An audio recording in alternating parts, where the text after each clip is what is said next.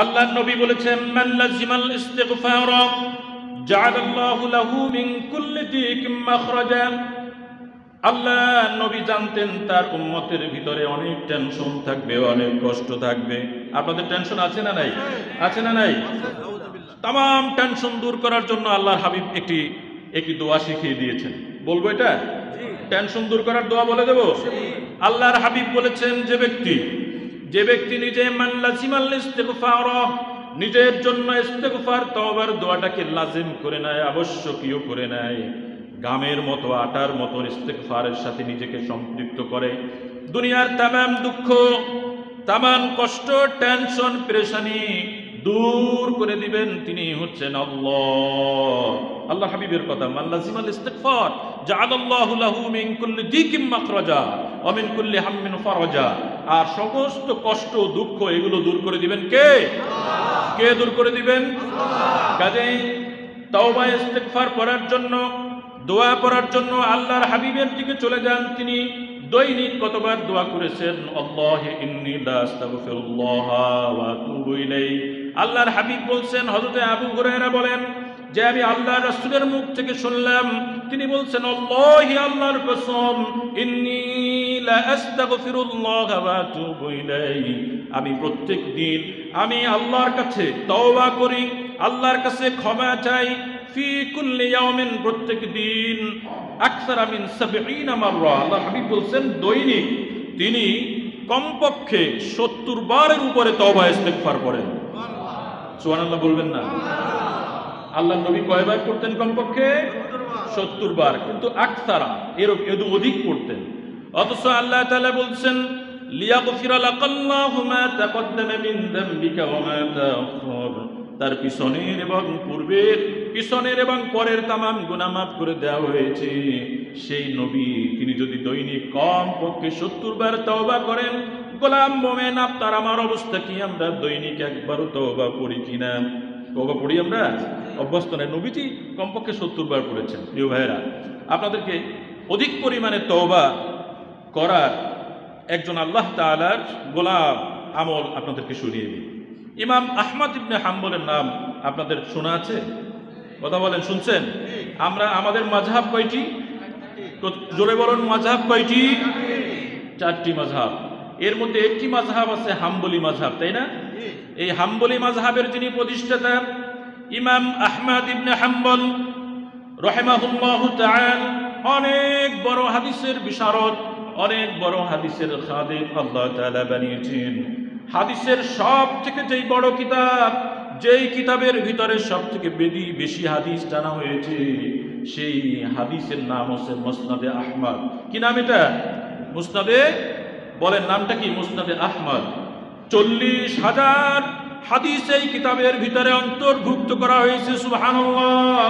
পৃথিবীর বুকে এত বড়, এত বিখ্যাত, এত বেশি হাদিসওয়ালা কিতাব আর নেই যেটা ইমাম আহমদ ইবনে হাম্বল সংকলন করেছেন। সেই কিতাবের ভিতরে 40,000। তিনি এমন একজন ইমাম, আল্লাহ তাকে এমন ইমাম বানিয়েছেন, 10,75,000 হাদিস তার সিনার ভিতরে মুখস্থ ছিল। সুবহানাল্লাহ! সুবহানাল্লাহ! এত আসতে পড়বেন। 10 লক্ষ হাদিস যদি তাসবিহ নিয়ে গুনেন, খালি 10 লক্ষ, 1 থেকে 10,75,000, আপনার তো জিন্দেগি ফুরিয়ে যাবে।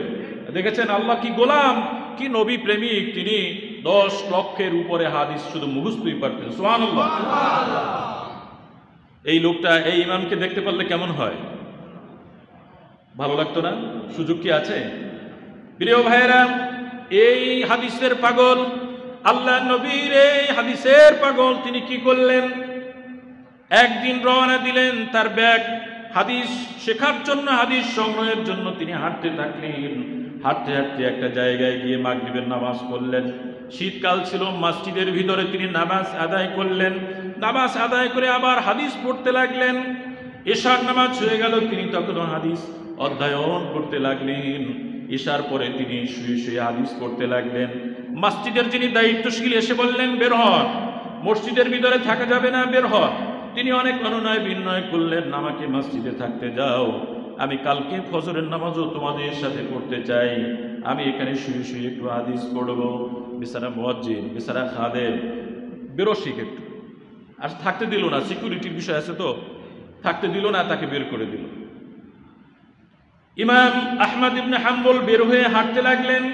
হাঁটতে হাঁটতে কিছু দূর গিয়ে দেখলেন এক ব্যক্তি রুটির দোকানদার, রুটি বানাচ্ছে, আগুন জ্বালিয়ে রুটি ছাকতেছেন, খামির বানাচ্ছেন। তিনি তার কাছে গিয়ে বললেন, যুবক, যুবক করে ডাক দিলেন, আমার একটু থাকার জায়গা দরকার, আপনি তো আগুন জ্বালিয়ে রুটি বানাচ্ছেন, আমাকে একটু সুযোগ দেওয়া যায় কিনা? আমি আপনার চুলোর পাশে বসবো, বসে বসে হাদিস পড়বো, আমাকে একটু থাকার জায়গা দিবেন কিনা? যুবক বড় ভালো মানুষ, সুবহানাল্লাহ, থাকার জায়গা করে দিলেন। এই যুগে তো সুযোগ নাই, থাকতে দিলে না আবার চুরি করে সব নিয়ে যায়। মানুষের মনে ভালো কিছু চাইলেও পারা যায় না, সমাজটা আমরা এত খারাপ করে ফেলেছি। যুবক থাকার জায়গা দিয়ে দিলেন, বসে বসে হাদিস পড়লেন। আর ইমাম আহমদ ইবনে হাম্বল কান খাড়া রাখলেন। তিনি কান খাড়া রেখে শুনলেন যুবক কতক্ষণ পর পর বলে আস্তাগফিরুল্লাহ। কি বলে? আস্তাগফিরুল্লাহ। কতক্ষণ পরে পরে কোনো একটি কাস্টমার আসলে কাস্টমারকে তিনি রুটি দেন, বলেন আস্তাগফিরুল্লাহ, টাকা রাখেন, বলেন আস্তাগফিরুল্লাহ, একটি রুটি বানান, বলেন আস্তাগফিরুল্লাহ, এইটাই করে। এখন ইমাম তো বিশাল হাদিস বিশারদ, তিনি চিন্তা করলেন কি ব্যাপার, এই লোক তো খালি আস্তাগফিরুল্লাহ বলতেছে। তিনি খরগোশের মতো কান যেমন খাড়া করলেন, এবার দৃষ্টি নিক্ষেপ করলেন। কতক্ষণ পর বললেন, যুবক, আমি দেখলাম আপনি বারবার কিছুক্ষণ পর পর আস্তাগফিরুল্লাহ বলেন, এটার কারণ কি? আপনি এটা কি আমল করতেছেন? বললেন, এটা আমি আমল করি, এটা আমার কাছে ভালো লাগে। বললেন, কেন আমল করেন? তিনি বললেন, এই আমল করার কারণে আল্লাহ তাআলা আমাকে অনেক বড় নিয়ামত দান করেছেন, আমি সেই নিয়ামতের শুকর গুজার করি গো, এই কারণে আমি আস্তাগফিরুল্লাহ বলি। তিনি বললেন, কি নিয়ামত আবার আপনার আল্লাহ আপনাকে দান করেছেন? যুবক বলতেছেন, পথিক, আপনি শুনে নেন, এই আমল করার কারণে আল্লাহ আমাকে মুস্তাজাবুদ দাওয়াত বানায় দিয়েছেন। সুবহানাল্লাহ। মুস্তাজাবুদ দাওয়াত বুঝেন? যার দোয়া কবুল হয়, আবশ্যকীয়ভাবে যার দোয়া কবুল হয়ে যায়। সুবহানাল্লাহ। বলছেন, আমার শুধু তাই নয়, যুবক বলতেছেন যে আমার শুধু এইটুকু নয়, আমি পৃথিবীতে বসে আল্লাহর কাছে যা কিছু চেয়েছি, যা আমি আবদার করেছি, যা আমি হাত তুলে চেয়েছি, ওই আল্লাহ তাআলা একটা মাত্র বিষয় ছাড়া সব দোয়াগুলো আমার আল্লাহ আমার জন্য কবুল করে নিয়েছে। এবার ইমাম সাহেব আরো একটু উৎকণ্ঠিত হলেন যে কি ব্যাপার, লোকটা বলে কি একটা দোয়া ছাড়া তার সব দোয়া কবুল হয়ে গেছে, বিষয়টা কেমন? বলল, এখন তার খুব আগ্রহ বেড়ে গেল যে একটা দোয়া এটা কোনটা, এটা কোনটা বাকি রয়ে গেল। এবার যুবক বলতেছেন, পথিক, আমি আল্লাহর কাছে দোয়া করি যে এই যুগের এই সময়ের সর্বশ্রেষ্ঠ মুহাদ্দিস, সর্বশ্রেষ্ঠ ইমাম, সর্বশ্রেষ্ঠ হাদিস বিশারদ ইমাম আহমদ ইবনে হাম্বলের সাথে তার দরবারে আমাকে একটু যাওয়ার সুযোগের জন্য আল্লাহর কাছে আমি মোনাজাত করতেছি, কিন্তু আমার দোয়া কবুল হয় না। আমি জানি না কেন আমার দোয়া কবুল হয় না। আমার খুব ইচ্ছা, এত বড় হাদিসের খাদেম, এত বড় হাদিসের বিশারদ, আমি তার সাথে যদি একটু সাক্ষাৎ করতে পারতাম, তার কপালে যদি একটু চুম্বন রেখে দিতে পারতাম, আমার জীবনটা ধন্য হয়ে যেত। কিন্তু আমি জানি না আল্লাহ আমার এই দোয়া এখনো কেন কবুল করতেছে না, আমি বুঝতে পারি না। তিনি খুব বিনয় করে নরম হয়ে কথাগুলো বললেন। ইমাম আহমদ ইবনে হাম্বল দাঁড়িয়ে গেলেন, যুবককে জড়ায় ধরলেন, বললেন, যুবক, তুমি সত্যি সত্যি মুস্তাজাবুদ দাওয়াত, তোমার দোয়া আল্লাহ কবুল করেছেন এমন ভাবে, ভালো করে তোমার ইমাম আহমদের দরবারে যাওয়া লাগবে না, আল্লাহ তাকেই তোমার দরবারে পাঠিয়ে দিয়েছে। আমলটা কি? আস্তাগফিরুল্লাহ নিজের উপরে লাজিম করে নিয়েছে। প্রিয় ভাইরা, আস্তাগফিরুল্লাহ পড়া যাবে না? নবী যদি 70 থেকে অধিক পড়েন, আপনার আমার পড়া দরকার কি না? দরকার আছে না নাই?